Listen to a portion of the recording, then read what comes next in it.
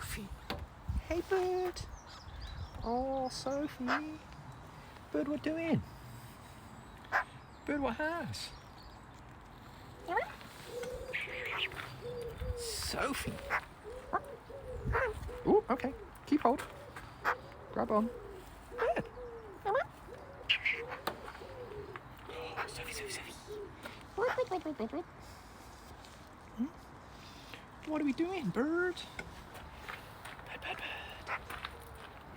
Ooh, it's Chunky there. Hey, Chunky. Where are you?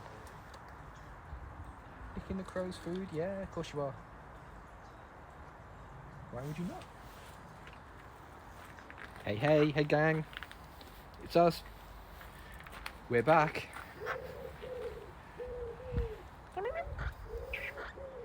Bird. Are we on crouch cam already? What do you think? Bit warm hearts? Everything is mostly intact, yeah. But it's us. We're back. We're back, and there's still weather. So, if it's still really noisy, I apologise. There's still a little bit more weather than we'd like, I think is the British way of saying it. We survived the weather. A little bit the cherry tree didn't survive the weather. A little bit the cherry tree got blown off. But aside from that, my parents lost one of their apple trees, which was a bit of a bummer. Oh, still a little bit windy. It's a little bit breezy today. Got two coats on because it's yeah. Morning. Still a little bit frisky. Yeah, in fairness, the apple tree my parents lost was like pretty poorly. It wasn't a very well tree, but yeah, they're down a tree. But their neighbours up a tremendous amount of firewood, so you know, swings and roundabouts. But okay, let's get started. Ahoy!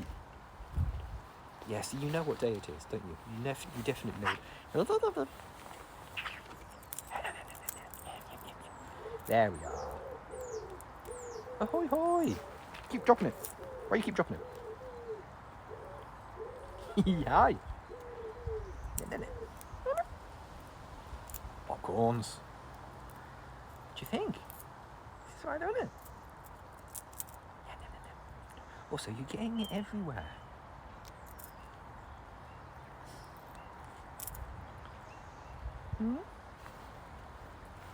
In your rush to take gigantic bites of it, you're losing half of it. Ow, fingertip. There we are. There we are, you see?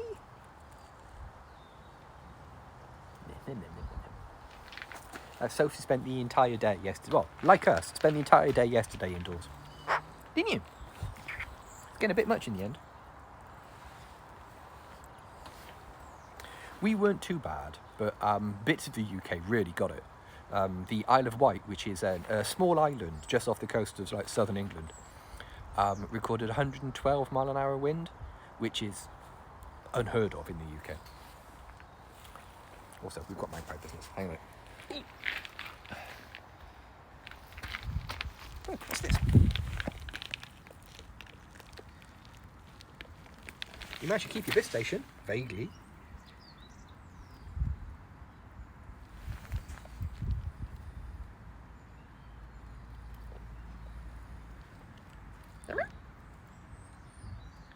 Hello. Hey, guy.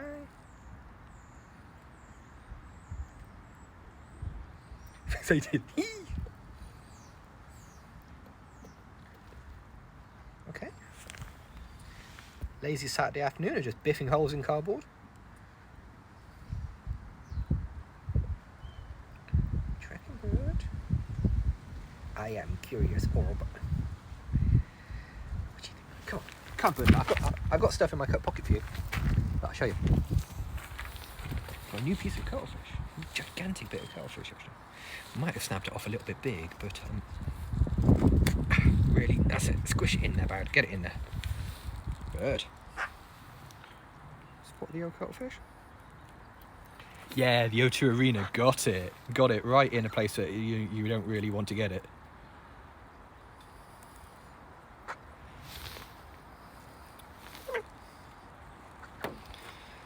In fairness, I think that coating is the original one, but still. Yeah, better not be bells. Is it designed to annoy? Is it? What are we doing, Bird? Let's go to the usual place. Come on. Ready? Ready? There you are. There's Magpie. No kissing. Get off me. Yeah, I mean, I dare say they can replace those coatings on the arena, but yeah, oh god, imagine that doorbell. That would have been terrible now you mentioned it. Yeah, that would have been really bad. would have been almost as bad as 2 doors down. They didn't take in their wind chimes. I wish they had though. It turns out wind chimes get very, very aggro. What do we think? There we are. Bird, the wind's still a bit spicy. Hey. Afternoon, Sean. What do we think?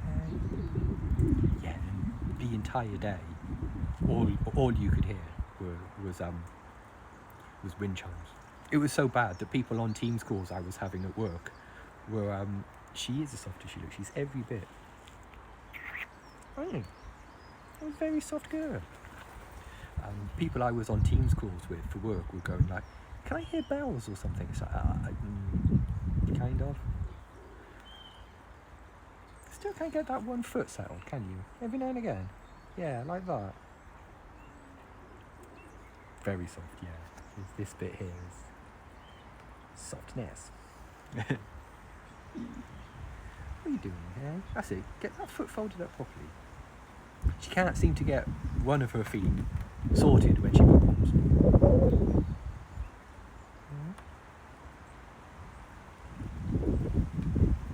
It doesn't help that every time she thinks she settles, the wind blows and she has to adjust herself.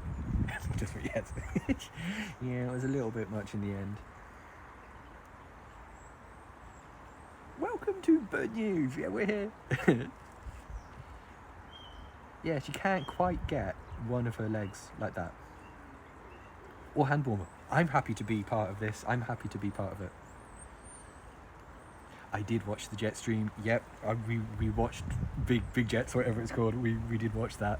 Along with most of Northern Europe, we watched that. Hello, hey. Big Jet, that's it. Big Jet TV. Big Jet TV sounds so much like one of the TV stations in Max Headroom as well.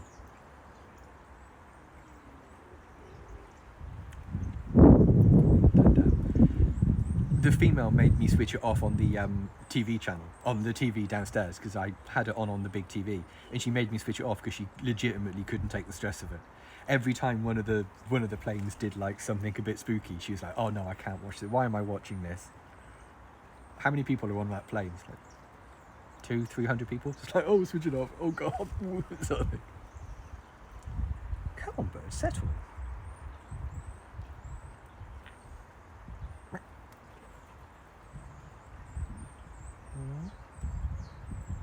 It's a go around.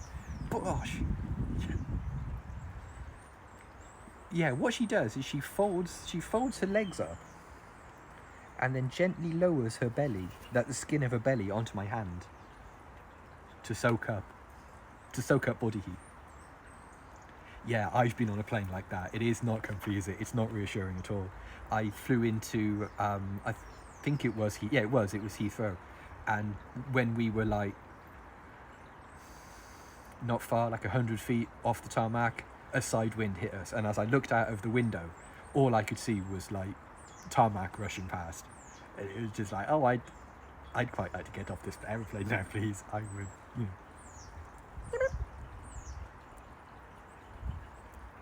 No, oh bless. This is how it ends. Yep. Just like, oh, I'm gonna die here. Great. years ago, a school friend of mine went to Russia, and he flew on an Aeroflot plane that, to this day, Bruce doesn't know what happened, because the plane lurched in the air, everyone started panicking in Russian. Bruce does not speak Russian. Everyone started panicking in Russian. The pilot came on, announced something in Russian. Russian panicking increases, and Bruce is just sitting on this plane just going, I don't know what's happening, am I in danger? We do have a blobby bird. Hello, hi, welcome. What's this? Have we settled? Yes, we have settled. Docking procedures complete. No, still not right. You can't get comfortable, can you? Part of my big pudgy hands, you can't get comfortable. Yeah, and to this day, Bruce has no idea what happened on that flight.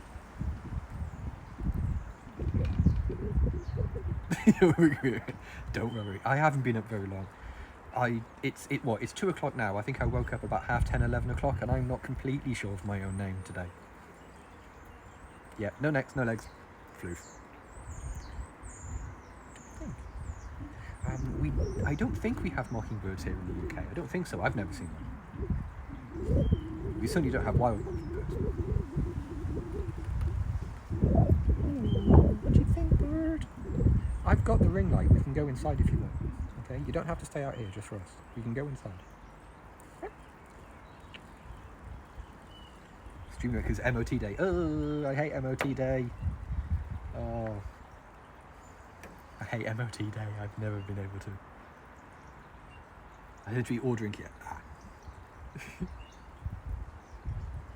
People used to think birds of paradise had no feet. Thankfully, it passed with one advisory. Oh, that's all right. That's okay. For non UK peeps, MOT is a test every privately owned car and every privately owned vehicle that drives on the roads has to have every year, to make sure it's still legal. You know, it's not that it's some sort of like weirdo death trap. And so every Brit dreads MOT day, because it's a day when you have to hand your car over, and you might not get it back. You know, just failed to us. Oh, yeah. It's one of those things of like my very first MOT. My car, I took it to a garage that I had, friend of a friend had heard of, sort of thing, and it turns out they were and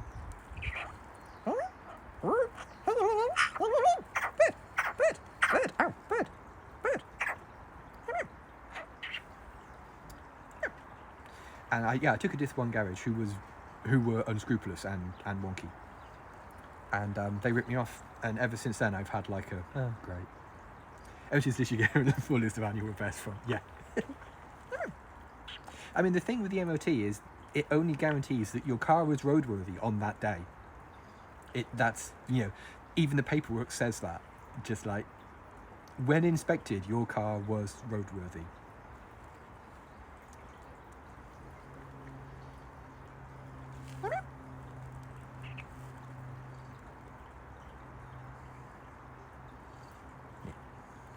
Yeah, they do things like they check for rust, they check the suspension still works, they check the headlights work, they check the emissions, that kind of thing. So it's a reasonably thorough check, but like they check the seat belts work and the doors lock and stuff. But you need an MOT to be able to get insurance, and you can't legally drive without those two documents. I get 2 MOTs a year. Sus? Yeah, I mean, it does make sense. They are very... The wording on the MOT document is incredibly careful. The wording on the document is very, very... has been finessed over many years. It's one of those legal disclaimers. Yeah, that's wonky. 2 MOTs. Get in the bin, son. Nah. I mean, my... oh god, this is going to sound like really middle class. The Mercedes garage I take my Smart to, they have like a maintenance plan thing where you pay like, I think it's like a tenner a month, and you can just drop your car off there and they'll check it no matter what, and it's pretty good.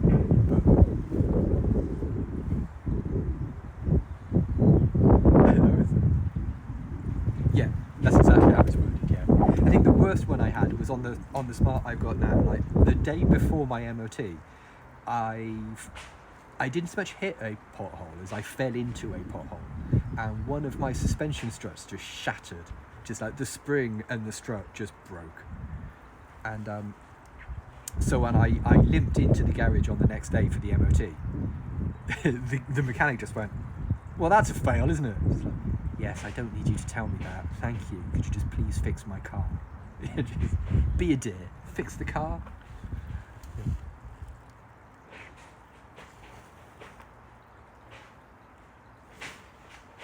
There's shenanigans out there.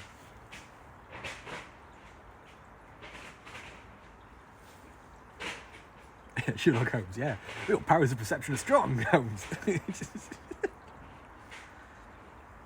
Yeah, I mean, most times you'll find something that they'll find something that there's excessive play in near side front suspension or something. Could you be a little bit more specific? You know, just fix it, please. This bird shape is very comfy, isn't it? It's a very comfy shape. I'm just glad she's finally settled on a... Miss me? Did you miss me? Yeah, complete miss. Swing and a miss. What are we doing? I've got bird cooties again. I've got nose cooties again. You know you settled. Yeah, I know. Just like, oh, it's better. Oh. Anyway, where was I? Yeah, tell me how long it lasts. Do I need to do it this year? Do, you know... Oh, bird. Do we think magpie? Hyacinth and Co are doing something. That's okay, there's no need to apologise, champ. Everybody here is safe and well. As I say, we lost a branch from the cherry tree, and my parents lost a tree.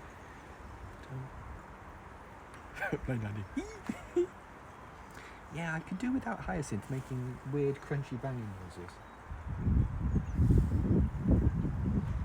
Bins are in the same postcode, fortunately, because yesterday was bin day here. So bin day got cancelled, but our bins are laden down with trash. So pretty great. Pretty great. Our bin is always sort of like at least a third full of cat litter. So our bin isn't going anywhere. Yeah, it can't go far. Yeah, well, some of it is still in the ground, but a lot of it is on the floor. The weird thing is, my mum said she didn't hear it break either. She was just like, she looked out the window and went, "Oh, wait, wasn't there a tree there earlier?" Yeah, and in fairness, that the tree they lost has been very wonky for years now. It's an apple tree, and because in the same way, all of this here, the land that we're on, that this estate is built on, used to be a cherry orchard. That's why there are cherry trees in everyone's garden. The land that my parents' house is built on used to be an apple orchard. So every one of their gardens has at least 1 or 2 apple trees in it. So considering their house was built in 37 or something, I think, the trees have been there because they were established before the houses were built. You know, it was a working farm before the houses were built. So the trees have been there a long time. And I think the apple tree just got worn out. I think it just, you know, they hadn't had fruit off it for a few years. And last year barely leafed? Is that a word? Didn't have a lot of leaves on it. So I think the tree's been poorly for a little bit. I think you can use it for, I think you can use apple wood for barbecue smoking things. They've already lined up a guy down the road that has a log burner, has like a wood burning stove to take it. So happy days, everyone's a winner. He's going to come and chop it up. So my parents don't have to do any of that, or more precisely, I don't have to do any of that. And the guy gets loads of wood to put. Should we make dinner? Ooh, what dinner?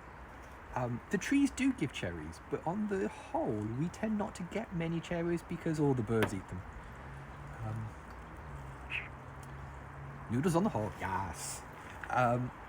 Sophie eats some of them that fall into the aviary because Sophie's quite fond of a cherry, but mostly it's the blackbirds and the starlings. Before the cherries are even really mature, the birds have eaten. And yeah, they deserve them. We ain't mad. We're not mad. What are we doing? No soup today? Oh, no soup at all. Look at that. Absolutely zero soup. What do you reckon, bird? Yeah, she remembered. Oh, hang on, I need to eat. No.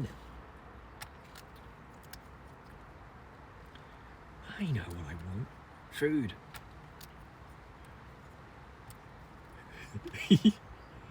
Soup's off. Soup's off. Soup's very off.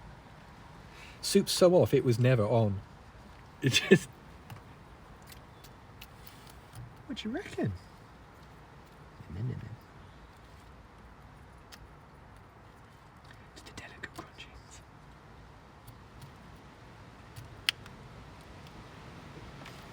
Yeah, see, every now and again you get a little gust of wind that's a bit how you doing. So the magpie is every day. Yeah.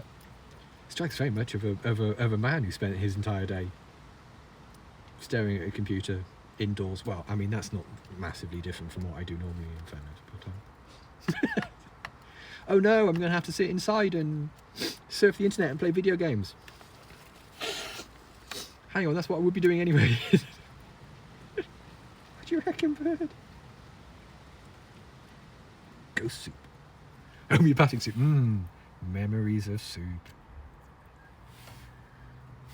When you can't even bother to put an oxo cube in it, just like, nah. Hang on. Oh, wow. Did the birds food and drink bowls? They did, yeah. Fortunately with these bowls, you've got to be determined enough. Like to get them out, you have to lift it all the way up sort of thing. So they very rarely naturally come undone. Yeah, they very rarely pop themselves out. They have been popped out and yeeted before. But what are we doing? Oh, make your mind up, my pipe. I know what I have. Memories of soup. But come on. All you gotta do is come up here. Thank you for doing a poo first. I appreciate you.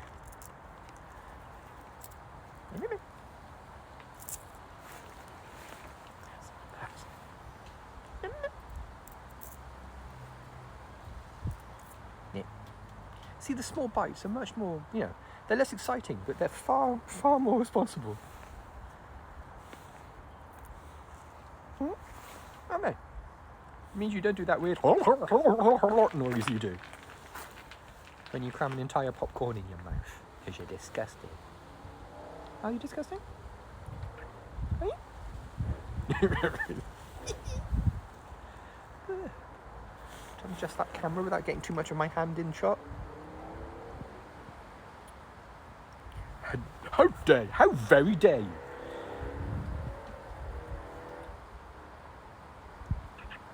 Are you a lady? You are you? Yeah, big chest proofs. Lots of proofs all over. Just it's one of those days of just like zero effort proofs. Like her floofs are very sort of like, yeah, this is the setting. What? Sort of, there's very much that energy today. But it's been the same from the cats as well. The cats indoors have been very much like that, of just like, yeah, you may stroke me. Okay, and over here, under here. Okay, great, go away. Sort of mood today.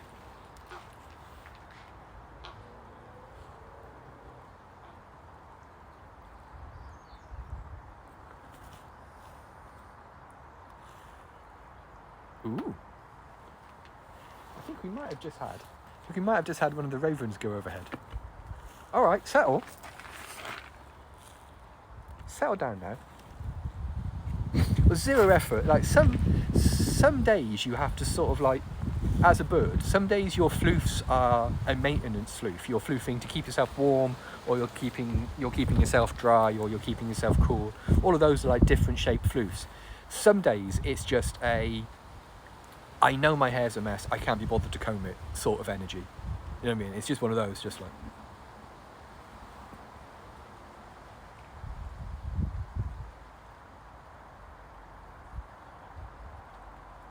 that sort of energy, you know.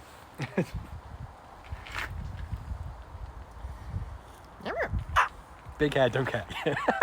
Yep. Dressing gown and PJs, oh yeah.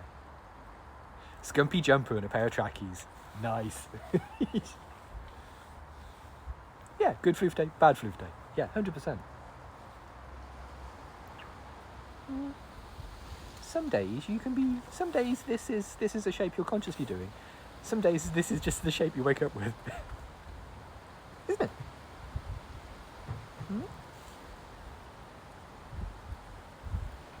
Every now and again the bin makes a weird noise. And we are still like, after 24 hours of it, we are still slightly on red alert of just like, that's a weird bin noise. They are good floofs, they are all good shapes. But some days there's more work in the shape than others. Where'd you go? Where did you go? Did you go inside? Yeah, you went inside. Right, hang on. Good job somebody charged up the ring light in advance. Right, put that on. Press that button there. And then we can go indoors. Hey you. What are we doing? We're in here. We're in the podcast studio.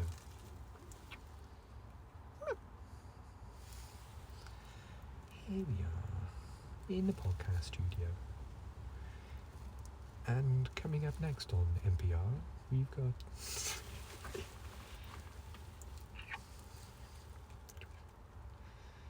oh, sleepy magpie already, oh no. And back to the studio.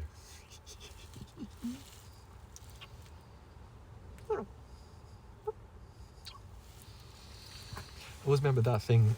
A friend of mine did some work for BBC, for like BBC Radio, and they BBC Radio. If you haven't had the pleasure of like listening to Radio 4, they have a bit like NPR. They have a very characteristic voice style, and it's quite English. It's quite an Englishy thing. It's a received pronunciation-y voice. But it's the way they talk is and shipping forecast. Oh, the shipping forecast is such joy. Oh, shipping forecast is brilliant, isn't it? And the Breecast, very good. And the easy way they tell you how to do BBC Radio voice is imagine you're telling a bedtime story to a young child. Shipping forecast is a gentle hug, letting you know everything's going to be okay. Yeah, it really is. Shipping forecast is so perfect. We do have a lot of eyelid. Do I have eyelid? No, I think it's just you actually today. It's just you guys with eyelids today. Yeah, so how to do Radio 4 voice is imagine that you're telling a bedtime story to an 8-year-old child, and you instinctively do Radio 4 voice.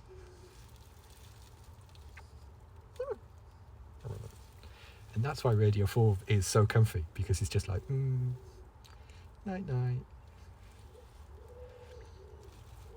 It's the ideal radio station, because it's, I do the character voices. It's one of those things where it's just like somebody reading an interesting magazine to you. It's one of those radio stations of just like, oh, and here's a half hour radio documentary about tarmac. It's like, oh lovely. Oh, lovely. Right busted nut hatch. Ooh.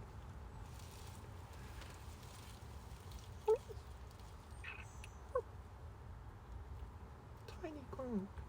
Tiniest sleepy Gronk.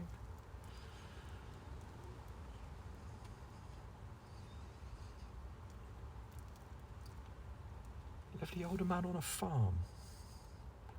Oh, Jack and Ori. Yeah. Lovely older man on a farm. What was that?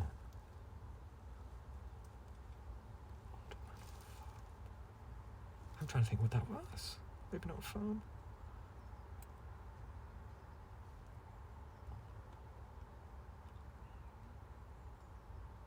Oh no, I've completely blanked on that. There used to be a children's TV show. Oh, he would talk to goats and sheep and answer as the different animals. That'd be Animal Magic. That'd be a man called Johnny Morris.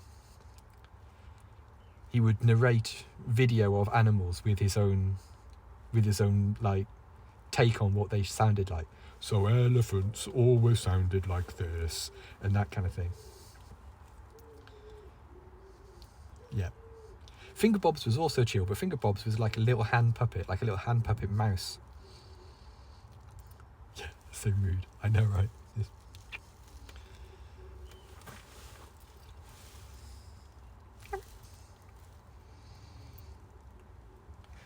Lots of old British TV is amazing. Anything by a company called Small Films, who made Bagpuss, Ivor the Engine, Noggin the Nog. I want to say the Flumps. I think they made the Flumps as well. Magic Roundabout, so calmly absurd. Yeah, beautiful. I've got the if you want the perfect Magic Roundabout sensation, there's an album called Dougal and the Blue Cat, which is a whole it's a whole album of spoken Magic Roundabout, and it's perfect. It's so comfortable. There's a recording of it on YouTube, and it's absolutely perfect. Yeah, Dougal and the Blue Cat. I'm blue, I'm beautiful, I'm best. Clangers were a tiny bit before my time, but Bagpuss was garbage. Bagpuss was garbage, but Bagpuss was incredibly comfy. Ivor the Engine is lovely. Granada. Oh yeah, Granada still exists. Yeah, Granada are still.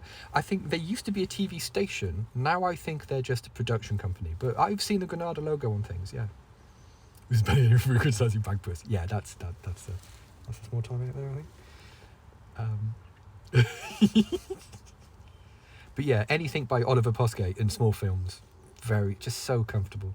Ivor the Engine was this sort of really simple animation of a sentient steam engine and his driver Jones, and so great. Lovely Welsh accents in it as well. There's one episode where it turns out that the Ivor, the train, the locomotive in the story, has a singing part in a male Welsh voice choir.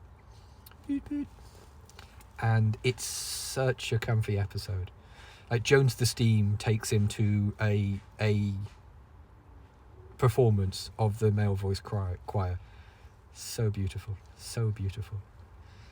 Pigeon Street was a bit after my time. I'm a little bit too old for Pigeon Street. Oh no, Thomas is right. No. Thomas the Tank Engine and Ivor the Engine, two very different times. Ivor the Engine was like 71 or something. I think they started making the Little Dragon in his firebox. Oh bless. Should the Americans call it Thomas the Train? Do they? They call it Thomas the Train.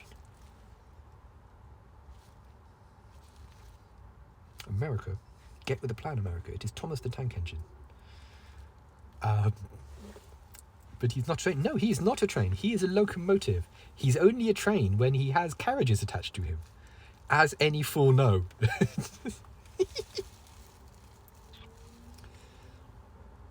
Pigeon Street. Yeah, I've seen Pigeon Street, but yeah, I think Pigeon Street came out in the mid '80s, and yeah, I was at the wrong age for sort of Pigeon Street type thing. The thing that the one show that I really loved when I was a kid was a show called Bod, and Bod was amazing. Bod was narrated by John Lemaitre. He says, completely mangling the man's surname. Bod was a hell of a thing. Bod was a hell of a thing. Amazing how stark it is when you watch it now, how little there is going on.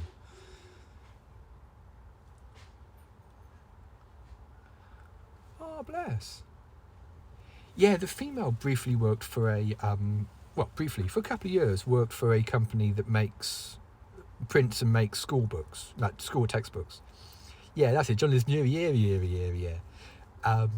And the Frog Orchestra and the milkshake game. They would make you guess what milkshake flavour the characters were drinking. And there was always like a pause where the idea was that the kids yelled out what milkshake it was. And there would be a pause and like Alberta the Frog would like take a drink and go, strawberry, or something like that. Yeah, Pigeon Street is an animation with just people living their life. It is, isn't it? It's just people going about their daily business in Pigeon Street. If I remember rightly, Pigeon Street is in London, I think. I want to say Pigeon Street is in London. But Thomas the Train Norwegian, but it's actually called The Locomotive Thomas and Friends. Eee, I like that. That is correct. Bod Snap, yeah. Oh, Bod Snap. That's not Snap.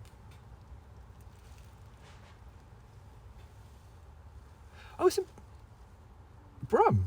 What do you mean, Brum the car, or Brum as in the place? Yeah, for non-UK people, when they say milkshake, they actually mean flavoured milk, yeah. Brum the car, right, okay, yeah, I'm too old for Brum the car. I've seen it, but I'm too old for Brum the car. I know somebody who wrote for Brum. A friend of mine was one of the writers for Brum. A different friend of a friend of mine wrote stories for Chorlton and the Wheelies. If you ever remember, Chorlton and the Wheelies was like this weird sort of like a dragon decides to live with a whole bunch of weird little weebly people who have milk. I read the word milkshakes and said it. I've got to stop doing that. Who had wheels for legs. And he was this well-meaning, totally pure, but maybe a bit silly dragon. Like, they do not bring the voice to the earth. No, God knows I've tried, but they do not. Bowd is older than he looks. Yes, unfortunately. Bowd is 48 years old, so Bowd's memories of children's television are a little bit more dated than most people's. Yeah, and Chorlton and the Wheelies was mad. You watch it now and it's completely insane. There's this dragon called Fenella that's always trying to overthrow the Wheelies for no readily explained reason. Like, it's real well preserved. Yeah, it's the vinegar. And like Chorlton speaks in this sort of like slightly derpy voice, and he looked great. If only I felt it. Thank you though. And yeah, he's just like, oh, he meets this wicked witch Fenella, and just sort of just goes, oh, hello, little old lady, how are you doing? Sort of thing, just like.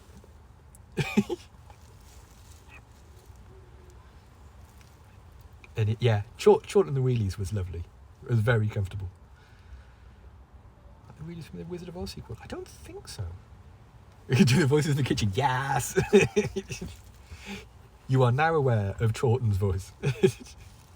Hello, little old lady. It's so great. Not you. I'm not referring to you. You're not a little old lady. Sophie is disgusted with my Chorlton voice.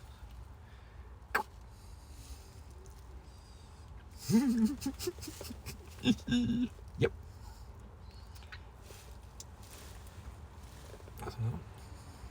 She is a little lady.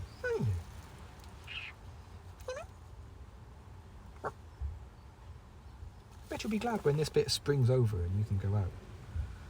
Return to Oz had wheelies and a mechanical Toto. Oh, mechanical Toto. Cool. Which one was Return to Oz?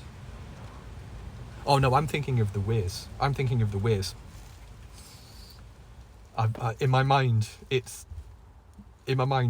there are only like 2 Oz films, like, you know, the weird one. They were all weird ones. I mean, The Wizard of Oz is pretty damn weird. The Wiz was great. I'm a little bit switched off by how performatively Broadway-y it is. But The Wiz has got some amazing set-piece numbers in it. Really remarkable. Like Brand New Day is a hell of a thing. It's a hell of a thing. The extra weird one. Oh, right. Now the extra weird one. The incredibly weird one. As I said before, I don't really dig on musical theatre, but a set piece, it's meant to be very Broadway. Yeah, 100% it is. You can tell that it's, performatively Broadway. And that's not really my vibe, but I can see how people enjoy it.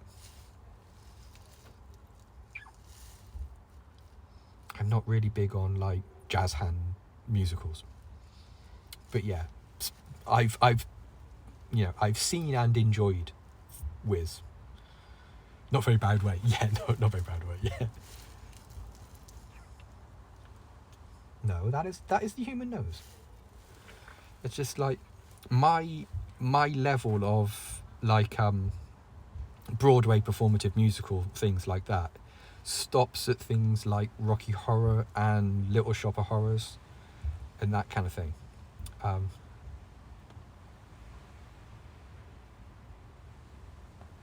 don't mind a rock opera. I'm down with a rock opera. I must admit I haven't seen a huge amount of them, but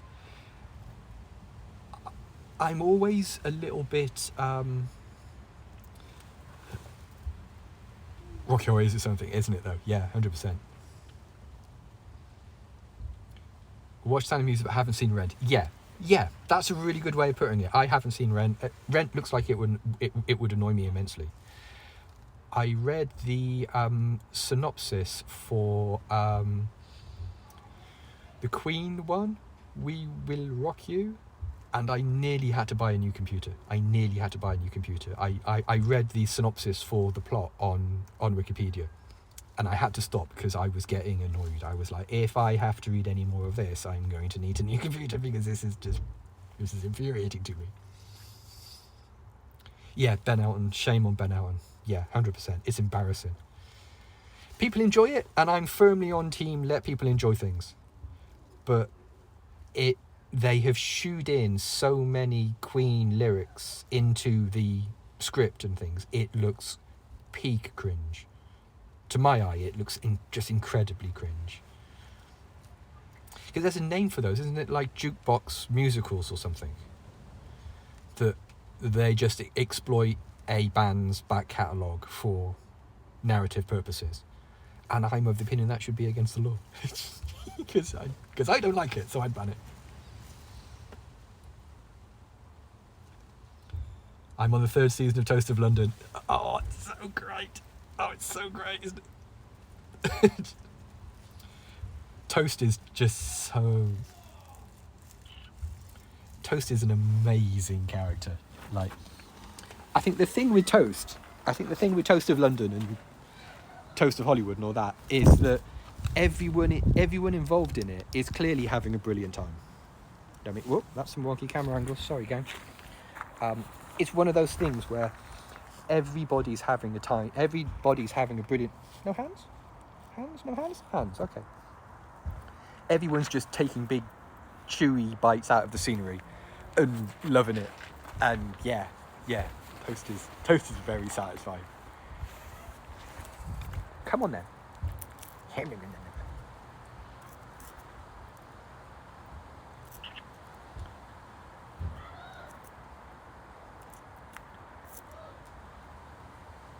I legitimately have never recovered from that Bruce Forsyth episode of Toast of London. I have seen it like many times, and each time I see it, I almost die. It's incredible. Like the first time the camera panned onto the lady who was convinced she was Bruce Forsyth, I made a noise that was... I made a noise that was like adjacent to laughter, but it wasn't a human noise. It wasn't a sort of noise that any other person would recognise as laughter. it's so great. I'm still imagining it. I can see his look on the... I almost kept it together until he did the thing. The actor did the thing with the eyebrows that Bruce Forsyth did. And it's just like, well, okay, I'm dead. I'm dead now. That's it.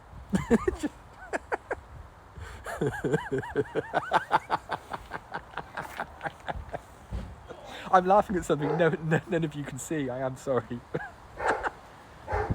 Bird.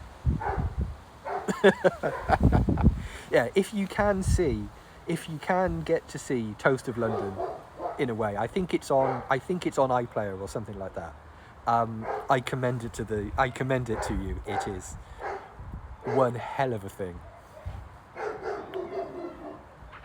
It's Matt Berry, who was Douglas Renome in the IT Crowd. Him.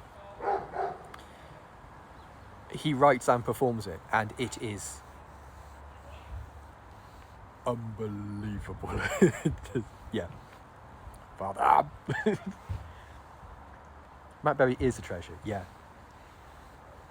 The windy weather was very windy, but there's neighbours over there have got an excitable, like, I want to say Labrador dog. Anyway,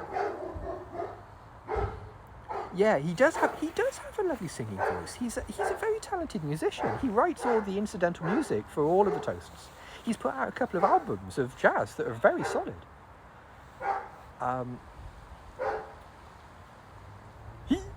It's quite a big dog. It's not a huge dog, but it's a good sized dog. And he did a podcast where he spent like, I think 3 episodes of the podcast talking to Jean-Michel Jarre about old synthesizers. And if you can still find that somewhere, it is lovely. It's really lovely. It's just like, because he's a huge old synth nerd, and he just spends the entire time talking to Jean-Michel Jarre about synths. And yeah, if it's still knocking around, try to find it, because it's really lovely, really lovely. Because he's a big Jarre fan anyway, so.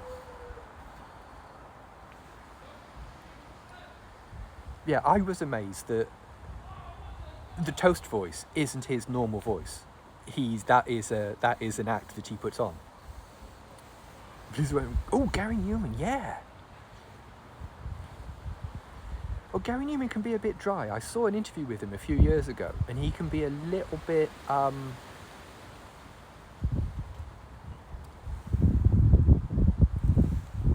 I've just spotted a trampoline where there shouldn't be a trampoline. Oh, gang.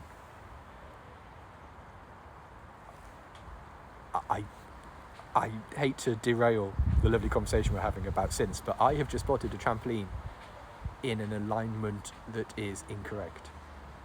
And it's not moving, but I am watching it. Oh no, it is moving. It's 2 gardens over, and I think that's where it's supposed to be. But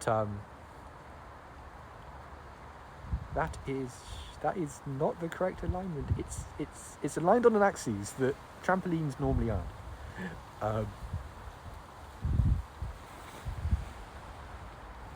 I'm watching you, trampoline. I'm watching you, trampoline. I'm watching you, free trampoline. Trampoline, trampoline.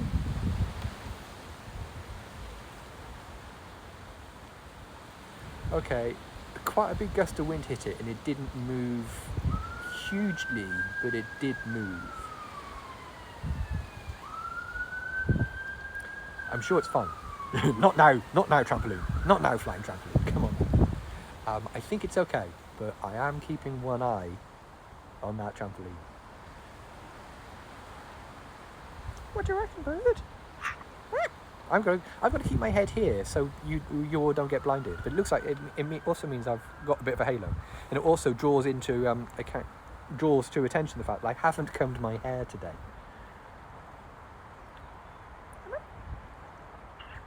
Yeah. It's a big ass trampoline as well. It's not like a little. It's like a. I could get a free trampoline. I'm not sure what I'd do with it, but actually, who am I trying to kid? I know exactly what I'd do with a trampoline.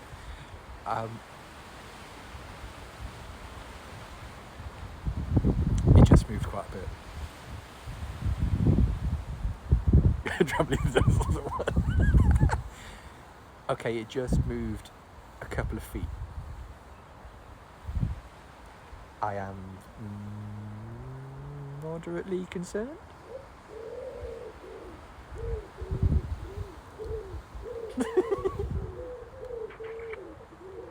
What you do, little trampoline bird? Would you have a bounce? You don't weigh enough for that. Post to Discord. Yeah, thank you, Frank Man. Ace. I could do with listening to that again. It's been a few years since I heard it. So, brilliant. Time for that. Oh! Oh, magpie.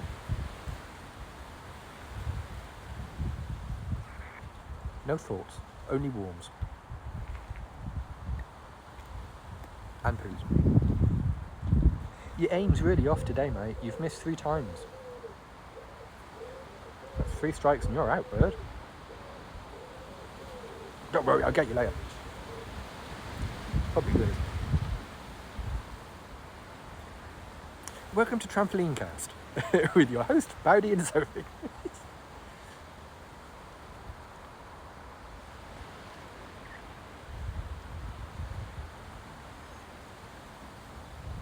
Like if a trampoline flies into your garden, is it your trampoline now?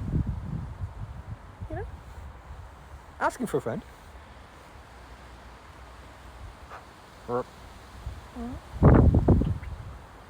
I remember that video that went round a few years ago of the fox bouncing on the garden. Salvage.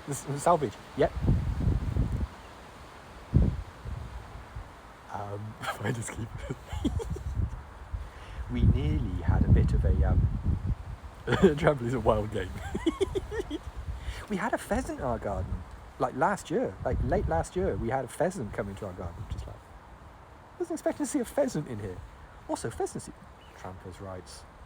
It's very strong. That is very strong. The wooden, it's not wood. The plastic cabinet thing. I keep all of my wood offcuts in for like fence work. Fence work and aviary work and that kind of thing. It's right against the patio doors at the back of the house. And for years, I've been keeping the lid shut by like dropping a. You know those metal spikes that you hammer into the ground for those metal spikes you hammer.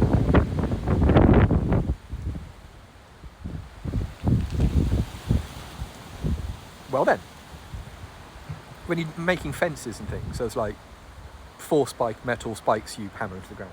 I just sat one of those on top of the box, and it's kept the lid shut handsomely for years.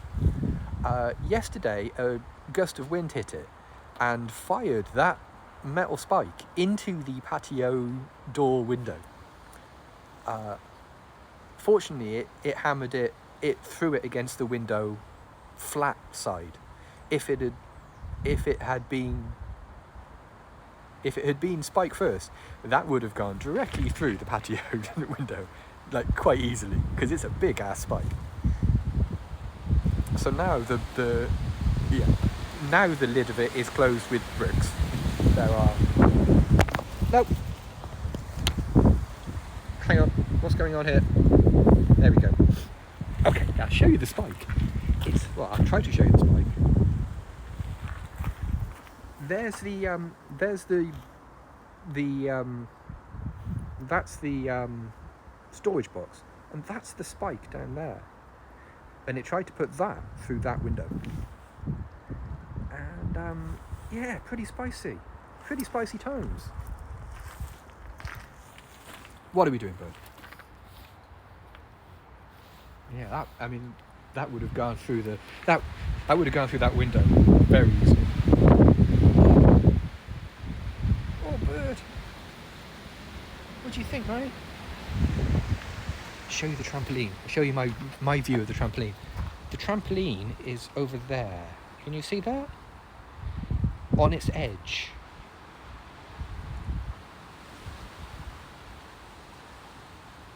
I don't know whether you can make it out. I hope you can. Yeah, a little bit. Yeah, just above the fence. It's like, that fence there is like the corner of 3 different gardens. I'm sure it's fine. I would like it to not move any more than it has. I'm sure everything is fine and under control.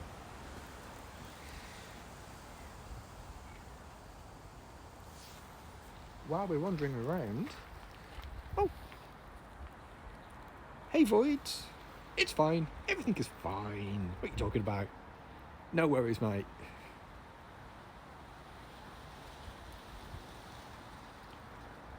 Some large void. Some dining void. See, Rory and Con have made soup. I can tell because Con is flicking things out of his water because they're disgusting. So they've made soup. Trying to find a bit where we're not completely glared out by the sun. Hey, let's go into the airlock just to see. Is the airlock view any better? Oh, there we go. That's better.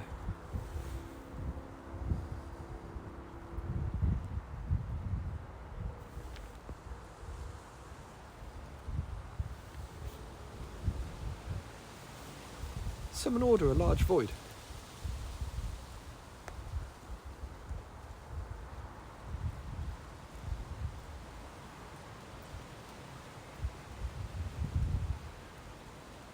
Oh god. Come on, Bound. Hold the phone still, otherwise you get people motion sickness.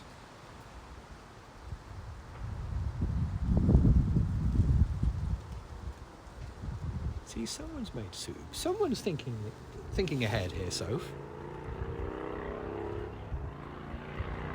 Someone's planning ahead for the next day and making soup.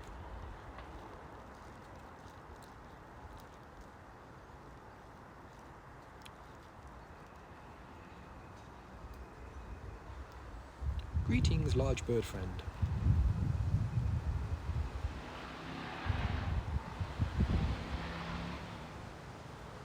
Hey, Rory's just sitting there just like, yeah, this is weird. There's a jet gazebo. Meanwhile... Null and void. Yeah, I know what you mean. Right, we gonna try for this again? Ready? Oh, bird. Why do you hate crouch cam so?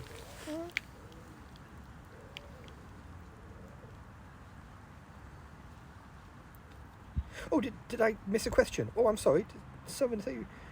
Well, yeah, we call her Sophie because that's the name she Oh wow. The rescuer, the RSPCA volunteer, that was the name she gave her. So like Sophie's used to that being her name. Oh, I'm sorry, I missed it. Sometimes the scrolling is a little bit, sometimes they're scrolling and I miss questions. I'm sorry. Yeah, it's just the wildlife rescuer who hand-fed Sophie when she was a baby, called her Sophie, and Sophie's now she's aware that human sound is her name. But she prefers to be called Bird. But yeah, Bird. No, what? Oh well.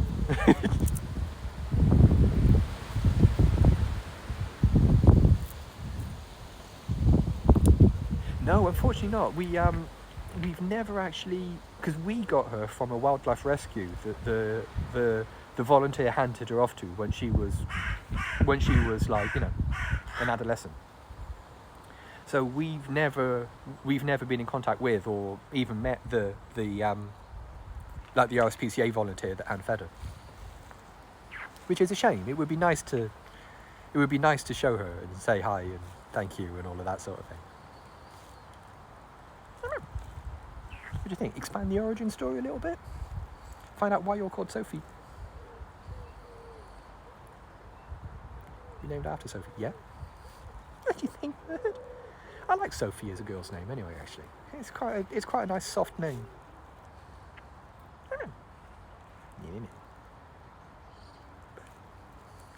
Bird.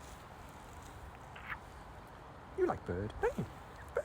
You got to say it right. You got to say it with the right sort of like Bird inflection. Oh, yeah, maybe. Oh, that'd be funny, wouldn't it? Hey, this is your life moment. It's like I always like Naomi for a girl's name as well. I've always liked Naomi. Oh, yep. Sources are indeed. Hang on, I'm hearing. Yes. Yes, bird is indeed the word. Bird is very much the word. What do you think? Oh. Greek for wisdom. Ooh. Wind. I'm really bored with it being windy. I am so bored with the wind because it's so much work. It's so much work, which, as you know, I'm not really set up to do.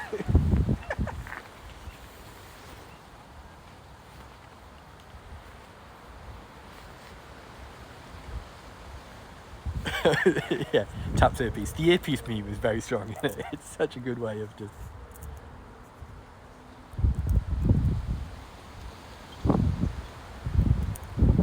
Is she a wise bird? Is she a wise bird? What do you think? I think so.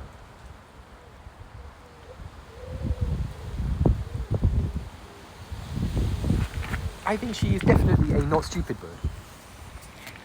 Even though sometimes she does some incredibly derpy things, doesn't she? Naomi's Hebrew. Ooh. That means pleasant. Oh, bless.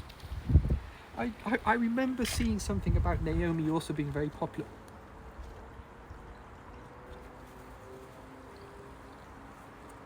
That was quite a lot of magpie spit.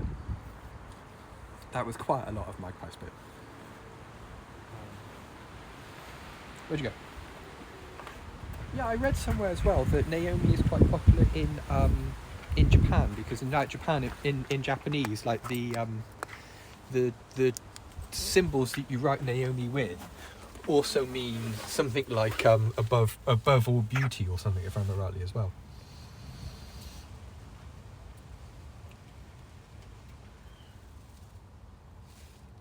Okay, that went well.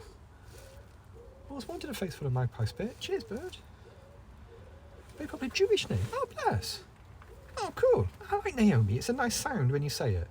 It's a nice sound.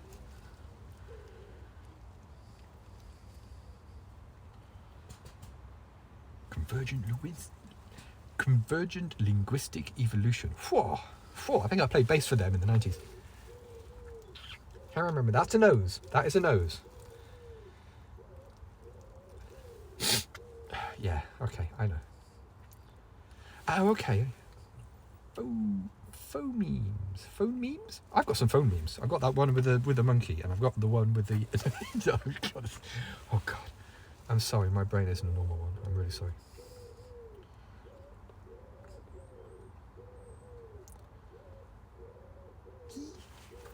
Yeah, I've heard Naomi is a Japanese name. Or at least it's popular in Japan. Finally have coffee. Yes, finally. So the Japanese name Naomi is different from the Hebrew name. Ooh. Oh, okay. Yee. Yeah, the pigeons are off. The pigeons have been at it all day. Not it, but they've been at it, you know.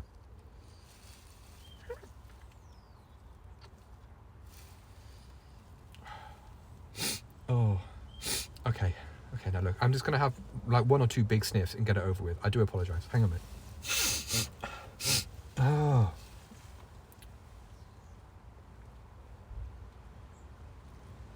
That's 3 syllables. Ooh. Okay. sniffed a bit too hard. I'm a bit dizzy. Oh God, I'm ancient. You'll behold the ravages of time.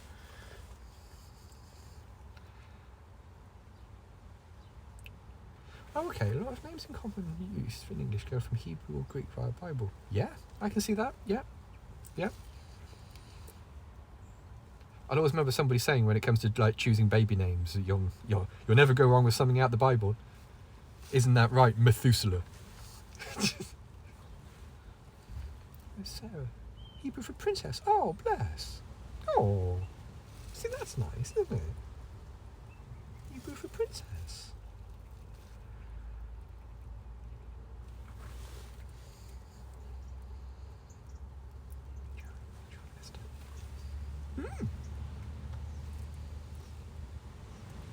Rachel's one of those weird words.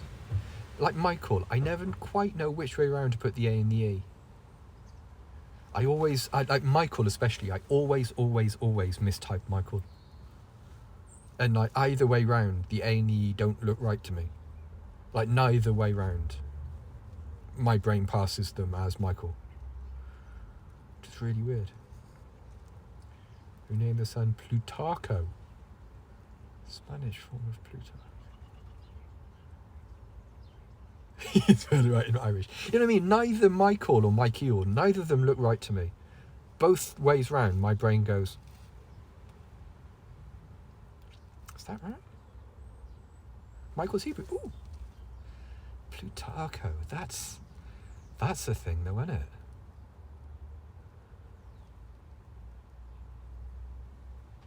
Where's US Rachel? Oh, good to see you, Cham. Thanks for coming. The EL ending means God. Ooh. Studying for exams. Ooh. Study well.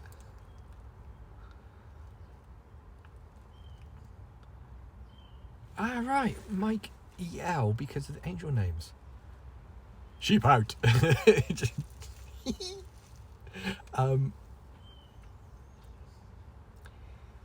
Any Hebrew name ending in EL means something of God.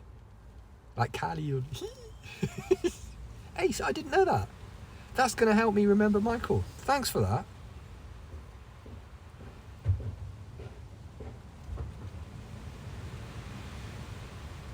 Superman is not in the Bible. What do you... I think a horseman would be if I'd... What do you think?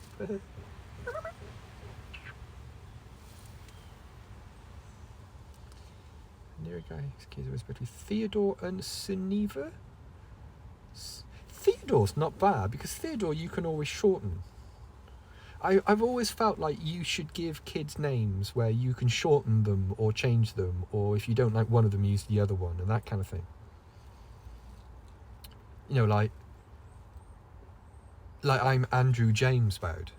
So if you didn't like Andrew or any contraction of Andrew, you can always go with James. And that kind of thing. I think if you've got like a first name you can shorten and a second name you can just go to, then I think that's, I think you're naming a kid responsibly there. God's gift is Dunsky. Like my mum is Elizabeth Janet, but if you call her any form of Elizabeth, anything to do with Elizabeth, she will chase you around with a hammer. She really hates Elizabeth. You call her Beth, Liz, anything like that, you better have your running shoes on. You know, what can you call Phoenix? Phoenix. Yeah, Phoenix always looks like a weird word when you write it down. That's another word that you write and your brain goes, O-E? E-O-E-E-O-N-E-X.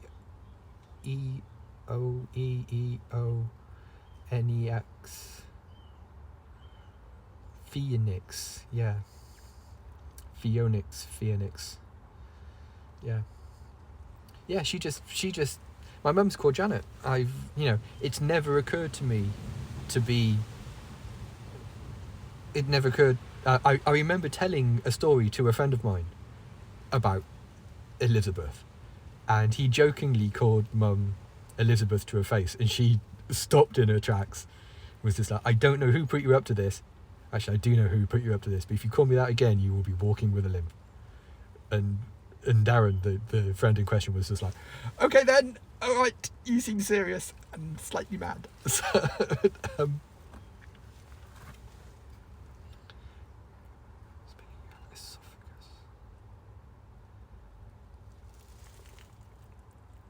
oh, okay. Esophagus.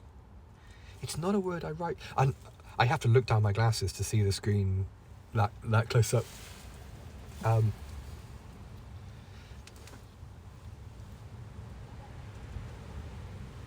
Isabel from Mercedes Elizabeth. Mercedes, yeah. I don't know about, like, yeah, I know you can change your name, but I think if you've got a name you can go to. Like, my dad is James Anthony, but everyone calls him Jim. You know.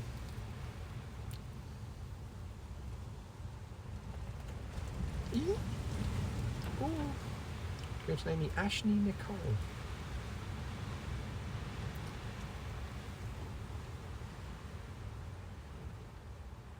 Oh, we love a double vowel. Oh yeah, gotta have a double vowel. Double vowel gives you chance to like breathe in the middle of a word and stuff. Yeah, very chill. I nearly got called Ashley. I was nearly called Ashley. My mum wanted to call me Ashley, but my dad vetoed it. I like Laurel. I like Laurel. It's uncommon and comfy. Evelyn. Ooh.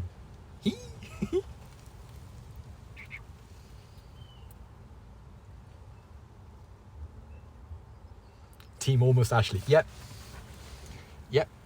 Like a couple of days before my christening, my mum was like, what do you think about Ashley? And my dad was just like, no, not Ashley. Ashley's terrible, you don't call him Ashley. My gran was Vivian. Oh, Vivian. Vivian's quite strong, isn't it? Vivian Vance from I Love Lucy. Or Vivian the punk from The Young Ones.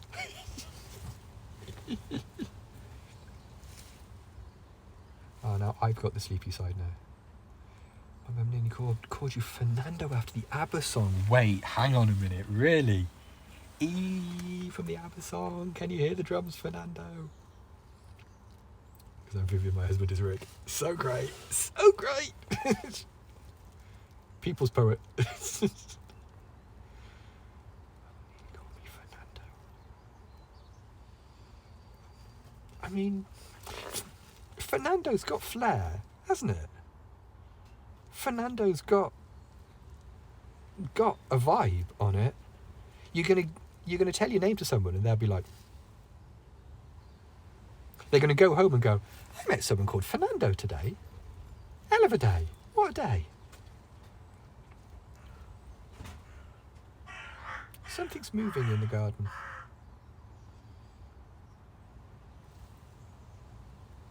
Yes, we have a video. That is a very niche reference.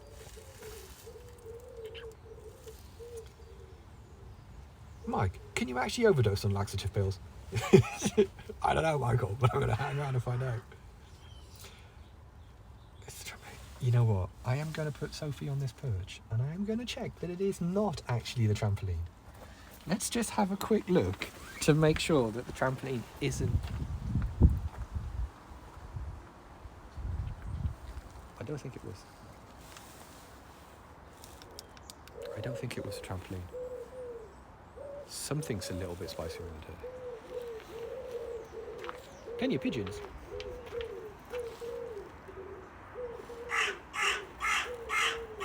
What's going on here?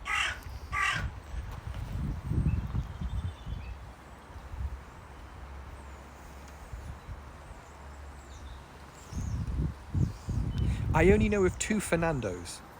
I only know of Fernando from the ABBA record and Fernando from Grand Theft Auto's radio. Fernando's New Beginnings.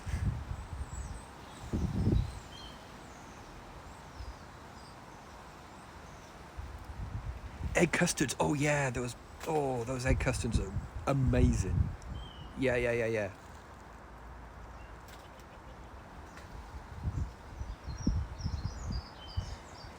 Yum. Yes, please.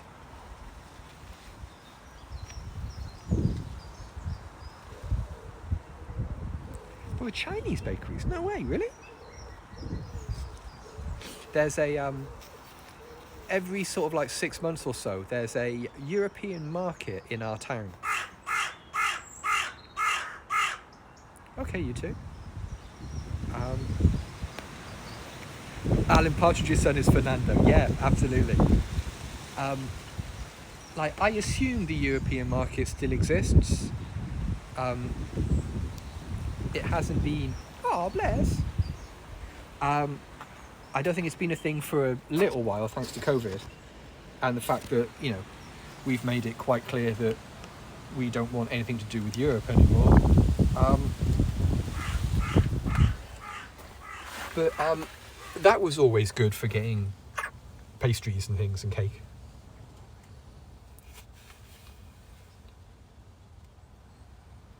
I have a very French name and I'm not very good at speaking French. Oh no!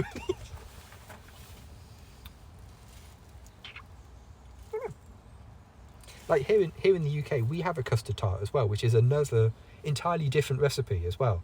And they're also very yummy.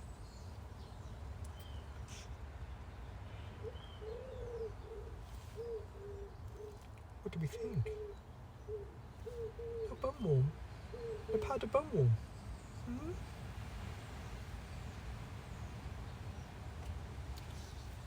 Embrace the custard. That came out sounding wrong, but you know what I mean.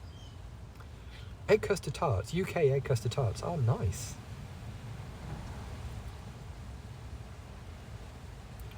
That wind's getting spicy again. I wish it would stop.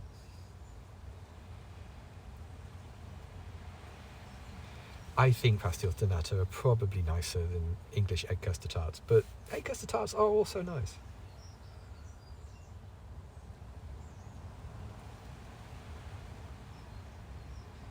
Oh no. Oil and soup gets rid of chili? I did not know that. Embracing custard, yes.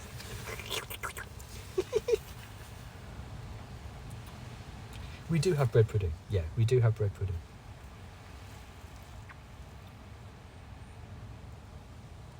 There's also a savoury bread pudding that you can make.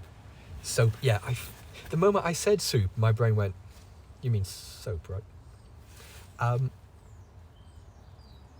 We have there's a savoury bread pudding you can make where you assemble a bread, butter it, slice it, put it in a tray. But instead of custard and spices and that kind of thing, you make a big tub of tomato sauce, pour it on top, grate tons of cheese on top of it, put it in the oven to bake. Pretty great. Very, very carby. Yeah, you are going to fall into a coma rapidly after eating it. But very edible. Very edible.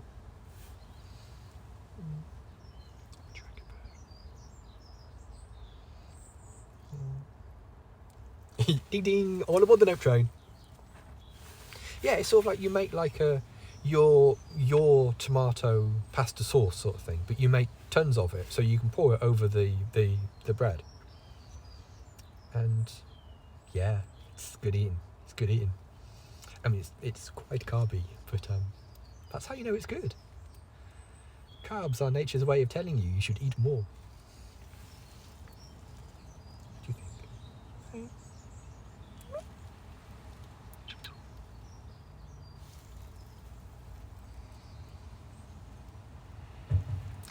Yeah, steak tartar, yeah, nah.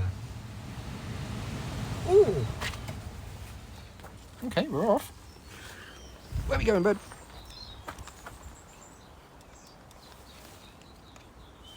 Okay, that one. Okay, right. Okay. Well, hey, look at this, gang. Whoop, hang on, wrong camera. I've got away clean today, no poos. All shaped like friends, yep. They just want to be your sleepy friends. So I've got to go and make Sophie some supper now. Or some supper, lunch. Yep, no direct hits, not even a glancing blow today. I remain completely clean. No poo Saturday. I might buy a lottery ticket. Right, gang, I gotta go and make some bird food. Some birds food. So let's do the lolly stick thing. You gonna stay still for the lolly stick? No, of course not. Right, on here then. Yeah? Yeah? Yeah? Okay, here we go. If you've just stumbled across us on Twitch and you'd like to follow Sophie on Twitter, her Twitter handle is @BreeSophieBree. Like that, look. Or if you prefer, you can just go to sophiethemagpie.com, where there are links to all of her social medias and the Discord and all sorts of stuff. Oh, now she's making food. Right, okay. No, she's dipping it and throwing it on the floor because she's daft. Right, obviously. Right. Stay safe, gang. Stay in the dry, stay warm, and we'll see you on Monday for Microbrew. Bye for now.